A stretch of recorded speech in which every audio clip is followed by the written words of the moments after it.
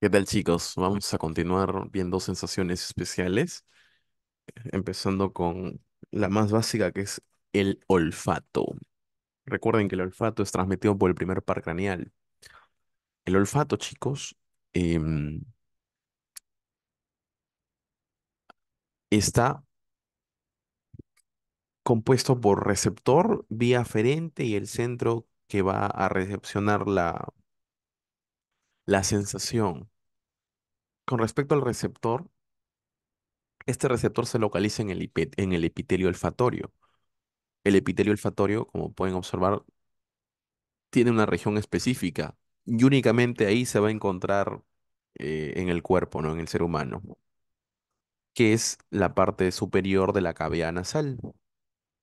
Ya recuerden, la porción superior de la cavidad nasal, ahí se localiza el epitelio olfatorio. Este epitelio olfatorio consta de múltiples celulitas, ¿sí? En donde la que me importa a mí que sepan es las neuronas bipolares que se localizan en esta o este epitelio. Recuerden, neuronas bipolares. Acá salen con el nombre de células olfatorias receptivas, ¿no? Estas celulitas olfatorias receptivas, como pueden ver, tienen los famosos... en sí es una neurona bipolar, no se olviden. Tiene una porción dendrítica y una porción axónica, ¿ya? No se olviden, axón, dendrita. Ok, esto acá es en sí el moco, ¿no? Lo estamos viendo en una posición tal cual está anatómicamente, ¿no? Esta es la parte superior, esta es la parte inferior, ¿sí?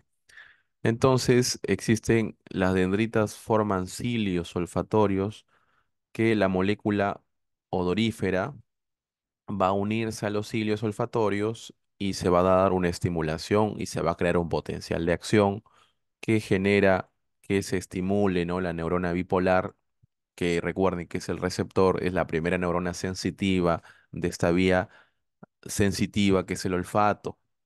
¿Ya, chicos?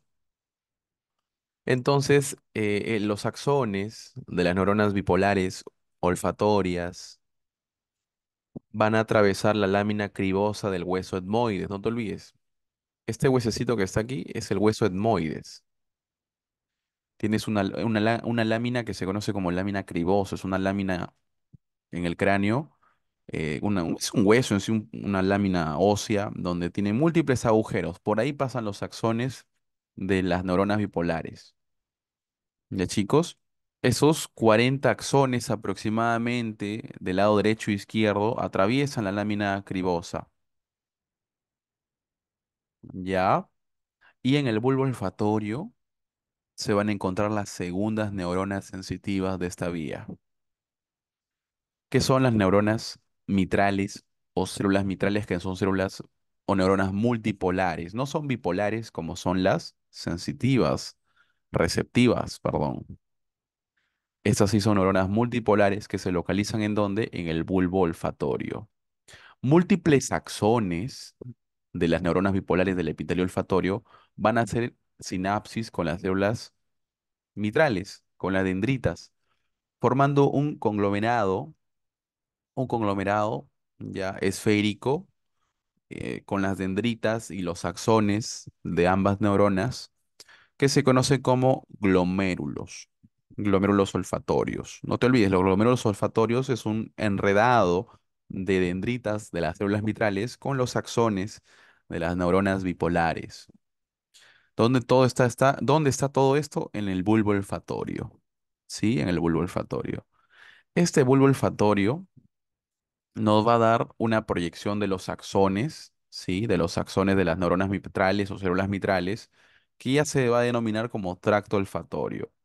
El tracto olfatorio, entonces, en otras palabras, está compuesto por los axones de la segunda neurona, los axones de las células mitrales, en otras palabras. Esos axones de las células mitrales van a ir hacia la área olfativa. No te olvides que el área olfativa se localiza en el lóbulo temporal. ¿Sí? En el lóbulo temporal es una área olfativa primaria que es la área 28 y 34 de Brodmann, ¿sí? Y ahí termina el olfato. Y eso es lo básico que debes saber de olfato. No leas mucho más. ¿sí? Recuerda, aún estás en un primer ciclo. Ya cuando lleguemos nervioso el otro ciclo, vamos a ver con profundidad cómo se da ese proceso de transducción de la señal, de los potenciales de acción, qué neurotransmisores se liberan y cómo la vía exactamente.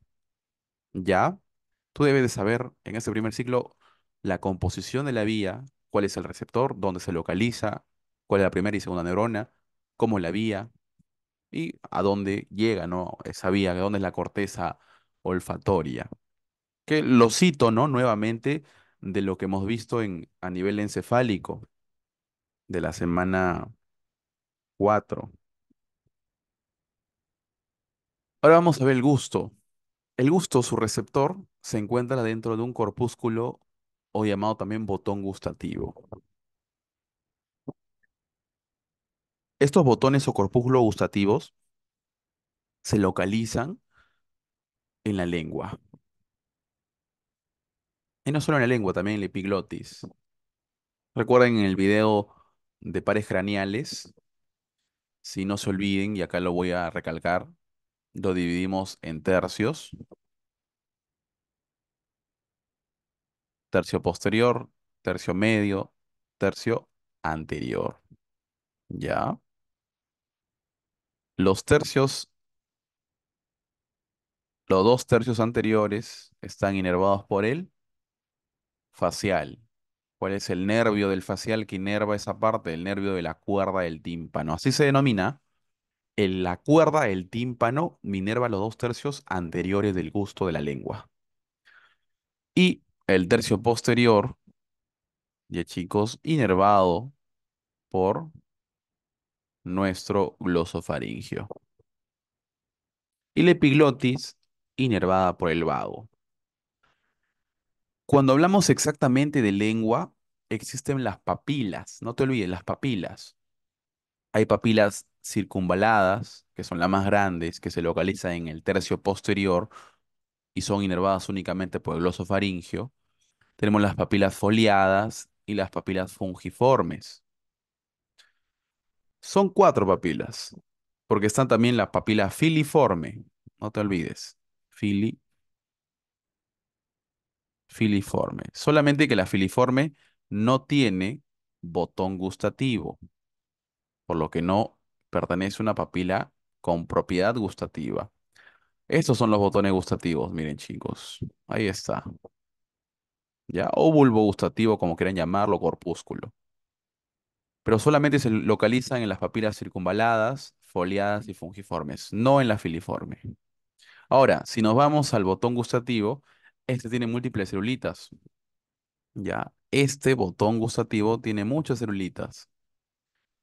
Dentro de las celulitas, siendo mucho más específicos, existe una mm, celulita neuroepitelial.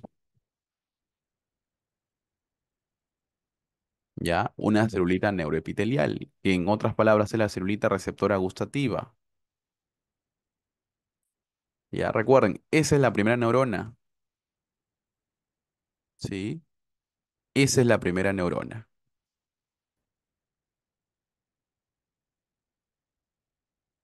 Considerada, ¿no? La primera neurona del gusto. Este quimiorreceptor, porque en sí se estimula con sustancias químicas, ya, nos va a dar los siguientes puntos. Uno se localiza en el bulbo o botón o corpúsculo gustativo de esas tres papilas.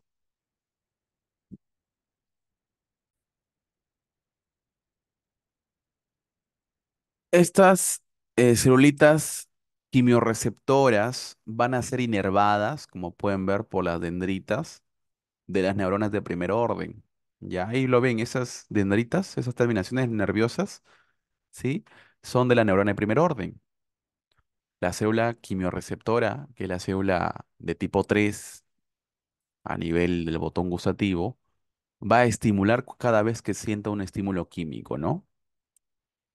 Ya. Entonces, luego,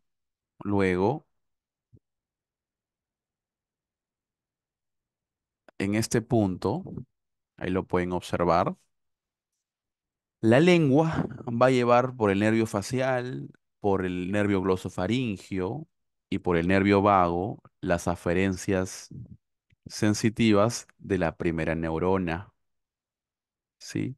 Recuerden que la primera neurona se localiza en los ganglios sensitivos de estos pares craneales. No te olvides, la primera neurona se localiza en los ganglios sensitivos de estos pares craneales. Recuerda que las dendritas de estas primeras neuronas inervan a las células del botón gustativo, que son las quimiorreceptoras, conocidas como células neuroepiteliales. ¿Ya? Luego que la primera neurona haya pasado el soma que se encontraba, recuerden, en los ganglios de estos nervios craneales, ¿sí? Va a hacer sinapsis con el núcleo gustatorio y ahí se localiza la segunda neurona. No te olvides, esta es la segunda neurona en el núcleo gustatorio. Y luego asciende hacia el tálamo, donde se localiza la tercera neurona, y esta tercera neurona se va a proyectar hacia el área gustativa, que es la área 43 de Brodmann, ¿sí? No te olvides que se localiza más que todo en la ínsula.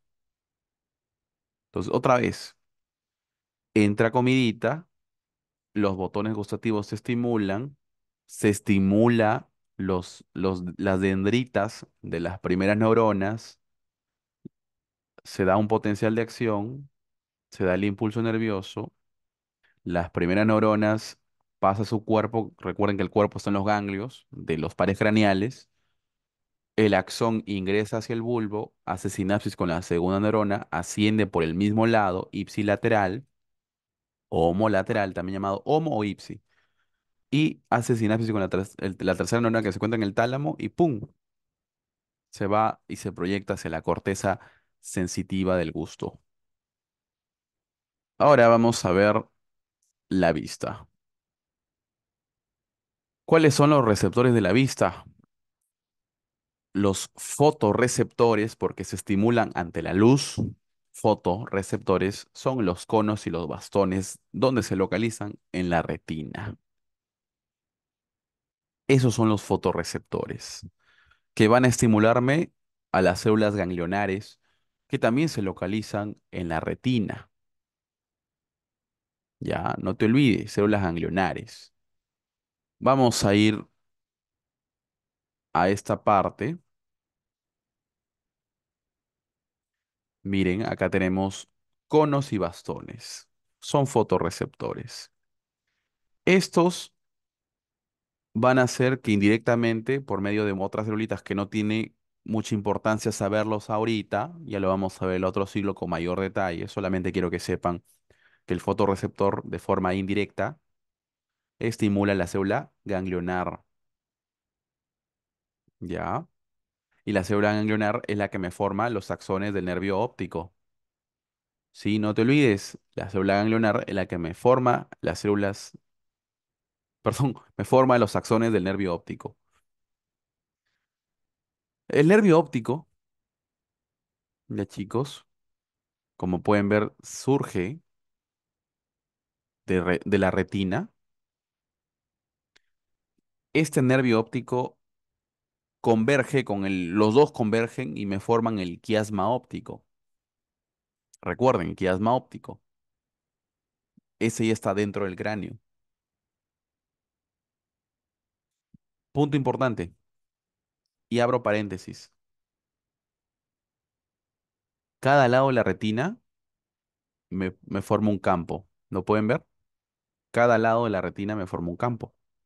Un ejemplo, la retina medial o la que está cerca de la nariz, que se conoce como retina nasal, que es lo verde, ya la retina que está cerca de la nariz nasal, me da el campo contrario, el campo temporal. Me ve campo temporal, ¿ya? En cambio, la retina que está hacia el temporal, hacia el hueso temporal, o hacia el músculo temporal que está externo, me da el campo nasal, ¿ya? No te olvides, Ahí lo pueden ver todos por cristalino, ya que lo vuelve contrario. Ya chicos, entonces miren, retina nasal, campo temporal, retina temporal, campo nasal. Ya, igual en el ojo derecho, en ambos ojos. Entonces, el quiasma óptico, y cito, ¿no? Según Tórtora, dentro del quiasma óptico, los axones de la mitad interna, o sea, la retina interna, la retina nasal, en otras palabras, o medial, de cada ojo, decusa. Una se va hacia el lado contralateral, la otra igual, hacia lados opuestos. En cambio, las retinas externas, laterales o temporales continúan dentro de su mismo lado, la de color azul. ¿Ya? Eso que quede muy claro, ¿sí? No se olviden, en el quiasma óptico, los axones de las células ganglionares de la retina interna o nasal decusan, ¿sí? Decusan. Luego de haber pasado por el quiasma óptico, ya luego de haber pasado por el quiasma óptico, se forman, ¿sí? Se forman los tractos ópticos, ahí lo tienen, tractos ópticos. Y nos van a llegar los tractos ópticos hasta el tálamo, ¿ya? Hasta el tálamo. En el tálamo hay unos núcleos que van a ser muy importantes aquí en las sensaciones especiales porque forman parte de la vía de la audición y de la vista. Ahora, hablando de vista, ¿sí? Hablando de vista, los núcleos de los cuerpos geniculados laterales van a ser su primera parada, ¿ya? Entonces acuérdate, la célula ganglionar, su axón, no se ha detenido hasta que ha llegado hacia el tálamo en el núcleo geniculado lateral. Solamente las de la retina interna han decusado hacia los lados contrarios, ¿sí? Pero hasta ahí no han hecho más sinapsis, hasta que llegan al núcleo geniculado lateral, ¿ya? Acuérdate.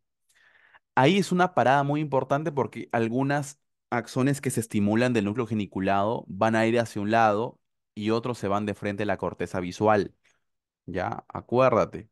Mira, no te olvides. Acá, chicos, miren, llega el axón y algunas celulitas o axones se van hacia el mesencéfalo. Eso va a ser otro punto que vamos a ver. Ahora hay que seguir solamente la vía directa hacia la corteza, ¿ya? Y otros se tienen en la corteza, perdón, en el cuerpo geniculado lateral del tálamo. Estas celulitas del cuerpo geniculado forman una vía que se conoce como la radiación óptica o la vía o tracto retino genículo calcarino. ¿Ya? En sí esa es toda la vía, ¿no? De la retina, ¿ya? Genículo y el calcarino, ¿ok? En sí la vía se debería llamar desde aquí, ¿no? Genículo calcarina. Es una vía genículo calcarina que une el cuerpo geniculado lateral con la corteza eh, visual, el área visual primaria que está en el área 17 de Brodmann. Entonces, más simple, ¿no? Núcleo geniculado lateral se va a la corteza visual, ¿ya?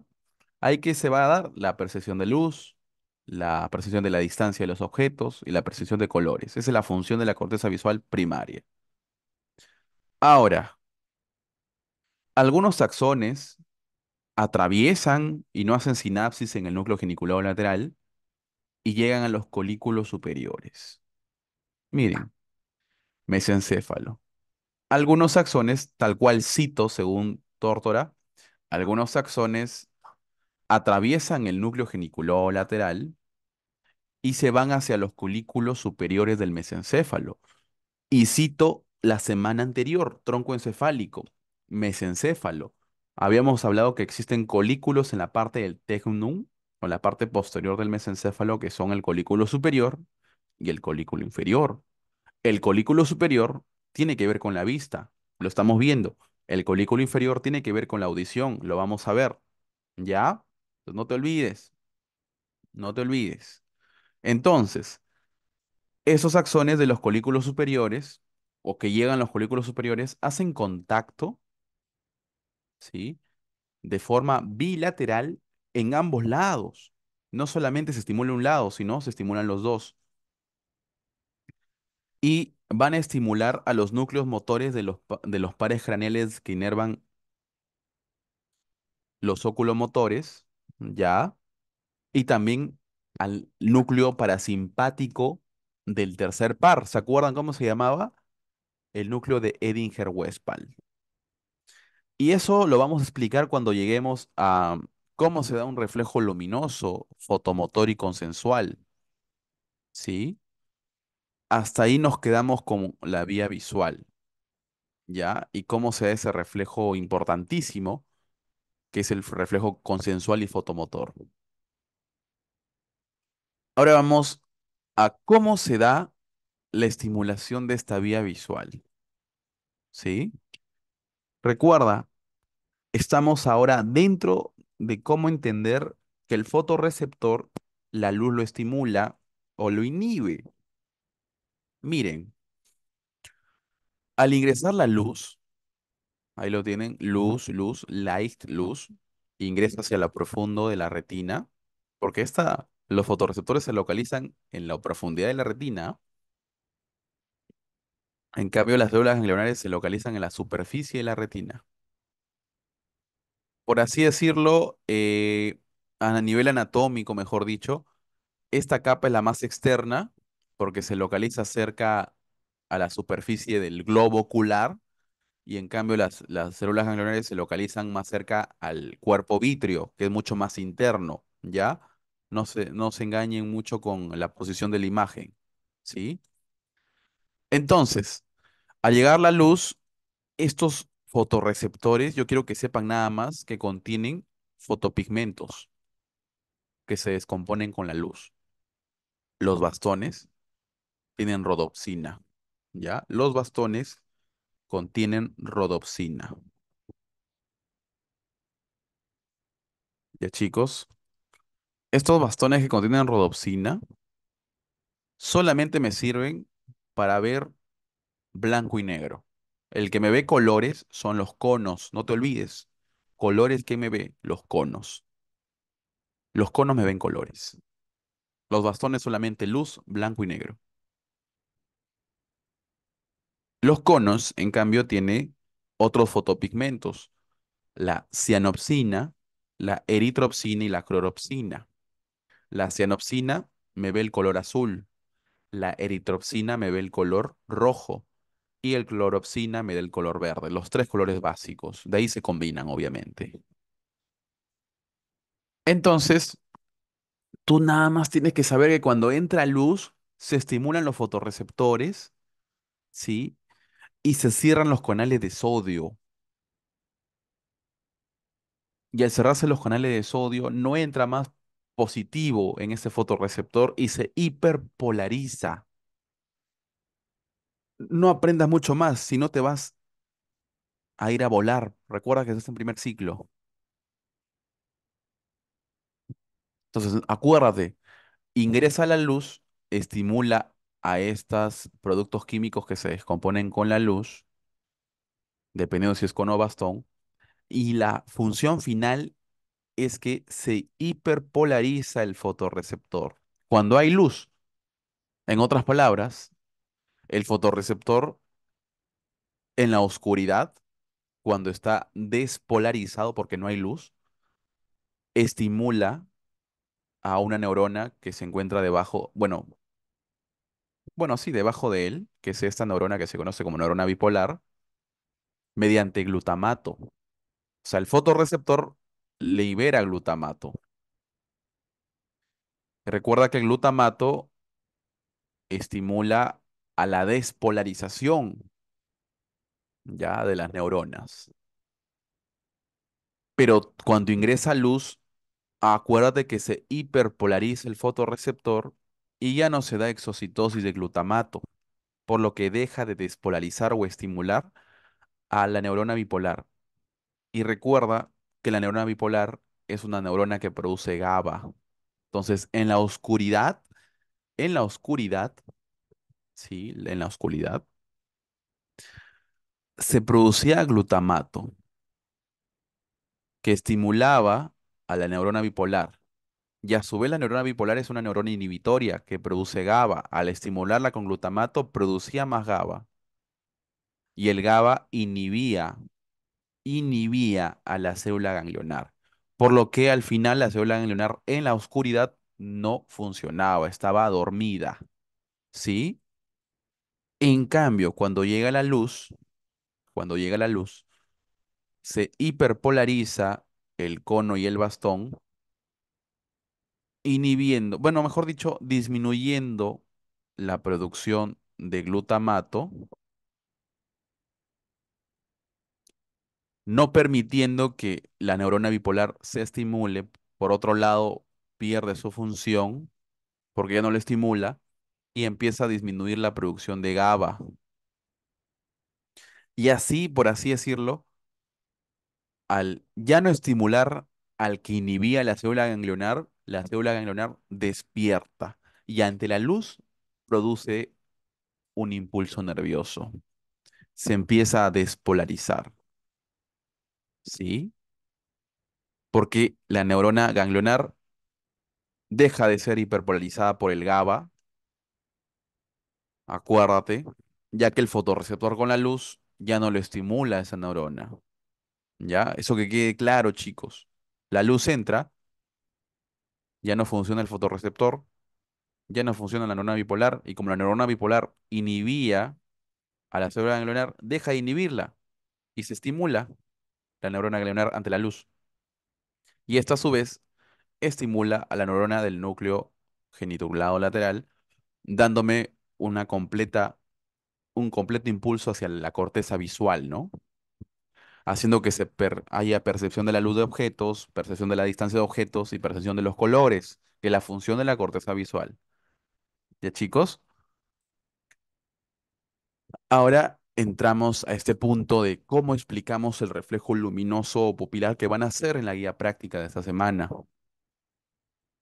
Ustedes al estimular con luz a un ojo nada más, el otro ojo también se debe de contraer, ¿ya? Pero tú cuando estimulas con luz, miren, ahí, y se contrae, miren esas pupilas cómo se contraen con la luz, ambas, ¿ya? Al contraerse, o sea, quiero que sepas bien y diferenciarlo, ¿ya? El mismo ojo que tú estimulas con la luz y se contrae es reflejo fotomotor. Si tú estimulas con la luz el ojo derecho y se contrae el ojo derecho, su pupila, reflejo fotomotor. Pero a su vez se contrae también la pupila del ojo izquierdo, ¿sí? Un ejemplo consensual. ¿Ya? Queda claro eso, chicos. Yo estimulo con la luz la pupila del ojo derecho porque estoy dando con la luz al ojo derecho y se contrae la pupila del ojo derecho, es fotomotor. Pero a su vez se contrae el ojo izquierdo consensual y así viceversa. ¿Ya? Y así viceversa. Entonces, ¿qué pasa? El reflejo consensual y fotomotor tiene que ver mucho con esta vía que habíamos dicho. ¿Se acuerdan? Algunos axones atraviesan y pasan de frente el núcleo genicular lateral y se van los colículos superiores. Esto de acá es lo que permite el reflejo fontomotor y consensual. ¿Ya, chicos? Entonces, miren, yo estimulo con la luz, ¿sí? La luz llega a mi retina. ¿Qué genera en la retina? Hiperpolarización de fotorreceptores y que se deje de inhibir a la célula ganglionar, permitiendo que ésta cree impulsos. Eso hace la luz, ¿sí? Quedó claro la de anterior diapo, ¿no? Entonces, como pueden ver, la retina nasal decusa, ¿sí? Decusa. La retina temporal sigue en el mismo lado. Ahí lo tienen. Ya atraviesan el núcleo geniculado lateral, ¿ok? Y hacen una sinapsis con las neuronas del colículo superior del mesencéfalo. Las neuronas del colículo superior del mesencéfalo estimulan a su mismo lado y también estimulan hacia el otro lado. Eso explica que cuando tú estimulas con la luz de forma muy intensa, el otro lado también se contrae, a pesar de que no hayas puesto la luz ahí. ¿Ok? Esa es la explicación. Los colículos superiores conectan, decusan de forma bilateral. ¿Ya, chicos? Bueno, no, bueno, decusan y conectan de forma bilateral. Estos núcleos es el núcleo motor parasimpático, el núcleo de Edinger-Westphal. ¿Ya? Recuerda que es una neurona preganglionar, ¿sí? Que va a salir por el tercer par, ¿ya? Acá está el ganglio ciliar. Habíamos dicho en el tema de pares craneales que el ganglio ciliar, ¿dónde se encuentra? En el tercer par, cercano al ojo. Es un ganglio parasimpático. Y ahí, en ese puntito que ves, es el soma de la neurona postganglionar, que va a inervarme a la esfínter de la pupila o constrictor de la pupila y me va a dar una respuesta. ¿Cuál es la respuesta, chicos? La miosis ante la exposición de la luz. Entonces, este es un reflejo y ya vamos a ver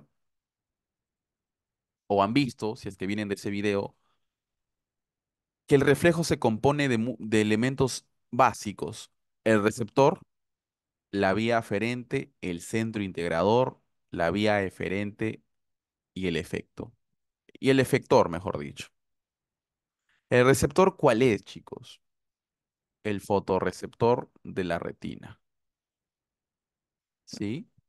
El estímulo ha sido la luz de la linterna, ¿no? La vía aferente es el segundo par. En este reflejo fotomotor y consensual son ambos. Bueno, ambos no, es el par del ojo estimulado, dependiendo qué lado es, pues, ¿ya? Del ojo estimulado. El centro integrador es el colículo superior que se conecta con el núcleo parasimpático, el núcleo de Edinger-Westphal. Pongo las siglas. Eje EW. ¿Ya, chicos? Y este núcleo de Edinger-Westphal me va a dar la vía eferente, el tercer par. Ambos. ¿Ya? Y el efector es el músculo esfínter de la pupila. El efecto, la miosis, perdón, la miosis bilateral al estímulo de la luz.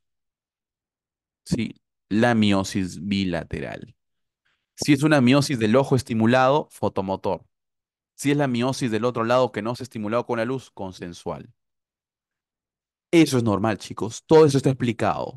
Ya acuérdense, siempre cuando estudien reflejos, y eso es una recomendación, siempre cuando lean un reflejo que van a verlo durante todas las ciencias básicas, estudienlo así: estímulo, receptor, vía aferente, centro integrador, vía eferente, efector y el efecto. ¿Sí? No se olviden esos componentes. Ahora vamos a ver audición. En la audición, ¿sí? Existe un receptor importante, una vía aferente y la corteza, a dónde va a ir esa vía aferente. En este punto tienen que saber que la celulita receptora exactamente es la célula ciliada interna. Este es el órgano de Corti, chicos. En este órgano de Corti, ustedes nada más tienen que saber que la célula ciliada interna, que es esta que estoy señalando, y la que tiene mayor cantidad de fibras nerviosas, como pueden observar, es la que en sí va a estimular a las neuronas de primer orden. Recuerden que las neuronas de primer orden se localizan en el ganglio coclear, cercano a la cóclea. Sus dendritas van a inervar a las células ciliadas. Principalmente la que me importa es la célula ciliada interna, que libera glutamato cada vez que se moviliza el órgano de Corti ante una vibración mecánica por el sonido, ¿no? Entonces, estas neuronas, ya chicos, que son neuronas de primer orden, que se encuentran, recuerden, en el ganglio de Corti o ganglio coclear nervioso, van a llevar sus axones hacia los núcleos cocleares por medio del nervio vestíbulo coclear. Ahí se encuentran los axones de las neuronas de primer orden. Ya chicos, entonces ya a la llegada de los núcleos cocleares van a hacer sinapsis con, ¿sí?, las neuronas de segundo orden. Entonces, si te preguntan dónde se localizan las neuronas de segundo orden de la vía de la audición, se localiza en los núcleos cocleares del bulbo raquídeo. Estos núcleos cocleares tienen dos vías. Una vía puede ir de frente hacia los colículos inferiores o otra vía puede pasar hacia el núcleo olivar superior. ¿Ya? Según el tórtora, las terceras neuronas se van a localizar en el colículo inferior, siendo las del núcleo olivar superior solamente interneuronas. ¿Sí? Interneuronas. ¿Ya? La vía de ascensión de los núcleos cocleares, de los núcleos olivares, hacia los colículos inferiores, es por medio de la vía leminisco-lateral. No confundirse con la vía leminisco-medial. Eso lo hemos visto en la semana, en donde, semana 2, donde las vías ascendentes que llevan la vibración, el tacto, la presión y la propiocepción consciente es por la vía leminisco-medial. La vía leminisco-lateral es únicamente auditiva, ¿sí? ¿Recuerdan que habíamos dicho en la parte de la vista que el colículo superior es con la vista? Por lo tanto, el colículo inferior es con la audición. No se olviden. En el colículo inferior está la tercera neurona que va a hacer contacto con el tálamo, ¿sí? Con el tálamo. En un solo lado del oído me va a llevar de forma bilateral. Lo pueden ver, ¿sí? Un solo oído se conecta con los dos hemisferios, ¿sí? Sube sensaciones del mismo lado y sube sensaciones hacia el lado contrario, no te olvides. Existe un relevo en el tálamo, exactamente en el núcleo geniculado medial. Así que, en la vista, habíamos dicho que el núcleo geniculado lateral es de vista, por lo tanto, el núcleo geniculado medial es de la audición, tal cual que el colículo inferior es de la audición y el superior de la vista. Eso no debes de olvidarte, ¿sí? Con respecto a la área auditiva primaria, los axones de la tercera neurona, perdón, de la cuarta neurona que se localiza a nivel del núcleo geniculado medial, ascienden, ¿sí?, hacia la área auditiva primaria, que es la área 41 y 42 de Brodmann. Ya, chicos, esto permite que se dé una percepción consciente y detallada del sonido.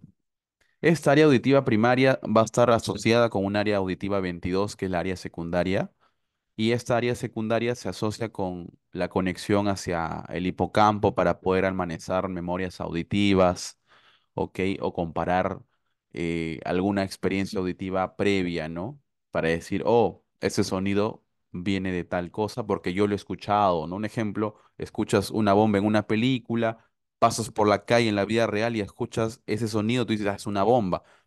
¿Gracias a qué? Hacia la área de asociación auditiva o área secundaria de la audición. ¿Ya? Acuérdate, chicos. Acuérdense. Una vez hemos visto audición, nos queda terminar las sensaciones especiales con el equilibrio. Las sensaciones especiales, chicos, los receptores exactamente, ya, las células son las células ciliadas, ¿sí? Las células ciliadas son los receptores también del equilibrio. Solamente que la estructura donde se localizan es la mácula, denominada así, mácula, y la cresta ampollar. Acuérdense. Es como decir que la célula ciliada de la audición se localiza en el órgano de Corti. Acá, en cambio, la célula ciliada se localiza en una estructura que se conoce como mácula. La mácula, no te olvides, la mácula se localiza en el utrículo y sáculo y la cresta ampollar se localiza en los conductos semicirculares. Por lo tanto,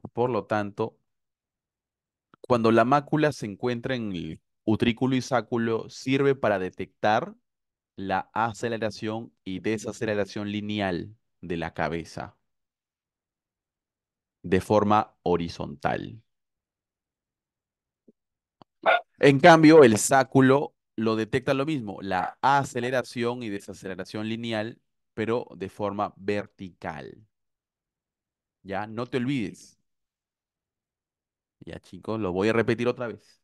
La mácula que se localiza, la célula ciliada que me permite el equilibrio, que se localiza a su vez en el utrículo y sáculo, en el utrículo detecta, en ambos, ¿no? Detecta aceleración y desaceleración lineal, pero de forma horizontal en el utrículo y de forma vertical en el sáculo. ¿Ya? Entonces tú cuando mueves tu cabeza diciendo sí, cuando te preguntan algo y tú tienes que afirmar con la cabeza y mueves sí de forma lineal, estás estimulando al utrículo y al sáculo. ¿Ok? Ahora, cuando hacemos rotación de cabeza, se estimula en cambio las crestas ampollares, que se localizan en las ampollas de los conductos semicirculares.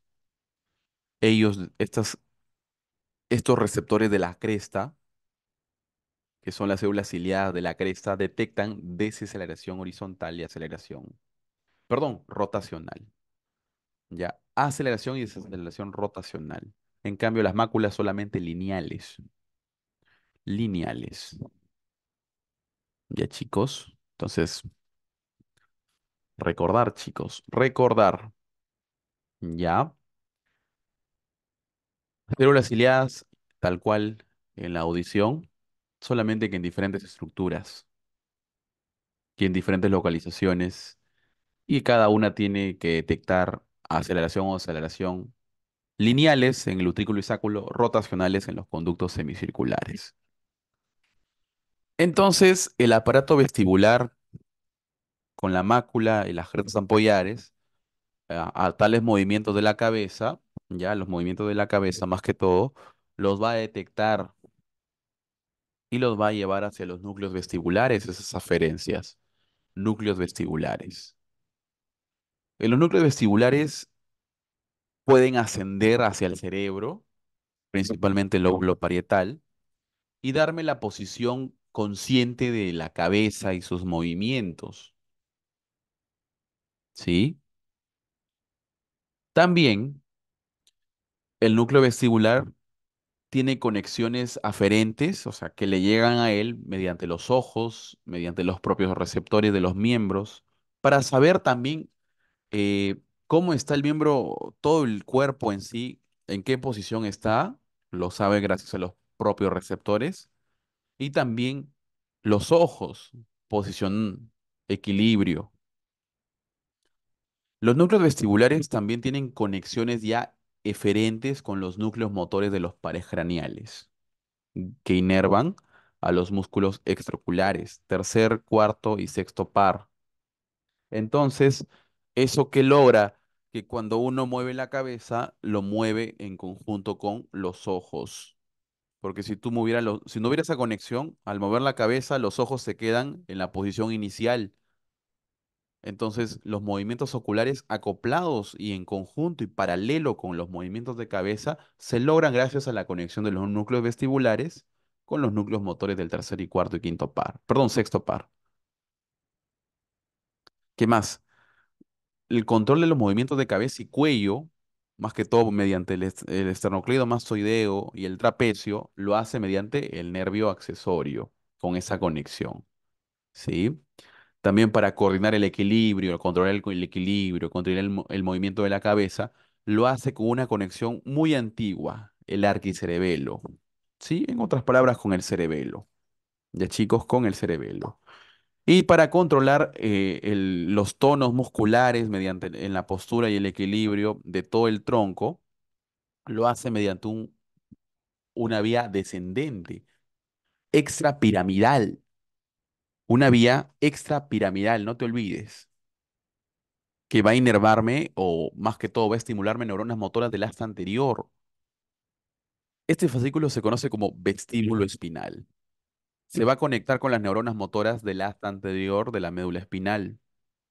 Y esta vía en sí estimula y activa neuronas motoras extensoras e inhibe neuronas motoras flexoras, generando así que el cuerpo se mantenga recto y erguido. Porque al hacer recto y erguido hacemos extensión, ¿ya? Por lo que los núcleos vestibulares cuando se estimulan, estimulan la extensión de todo el cuerpo, la, lo erguido, mejor dicho, ¿no? Para que no se pierda el equilibrio. Ya, chicos, eso es en sí un poco de las conexiones, aunque es mucho más profundo, ¿no? Pero estamos viendo conceptos básicos acá en primer ciclo. Ya, acá tienen igual las conexiones, miren, la mácula, la cresta ampollar, etcétera, van a ser inervadas por la neurona de primer orden, que se localiza su soma en el ganglio vestibular. Los axones de estas neuronas van a ir a los núcleos vestibulares. Los núcleos vestibulares, recuerden que tienen un fascículo que desciende, que se conoce como vestíbulo coclear, perdón, tracto vestíbulo espinal, no sé por qué han puesto vestíbulo coclear, ya, eso es cuestión del libro, es el tracto vestíbulo espinal, ¿sí? Que recuerden que me estimula músculos extensores para la postura del tronco. ¿Qué más? Conexión con el nervio accesorio paracraneal para poder hacer la postura correcta y extensión del cuello. ¿Ya, chicos? ¿Qué más?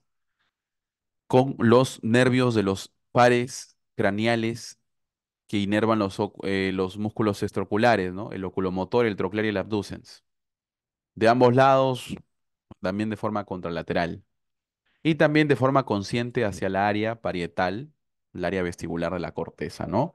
Para poder detectar y percibir los movimientos y postura del tronco, del cuello y de la cabeza, ¿sí? Entonces recuerden, un ejemplo muy básico nada más para integrar todo. Eh, estás de mucho sueño en la clase, estás y empiezas a dormirte. Sentado, ¿ah?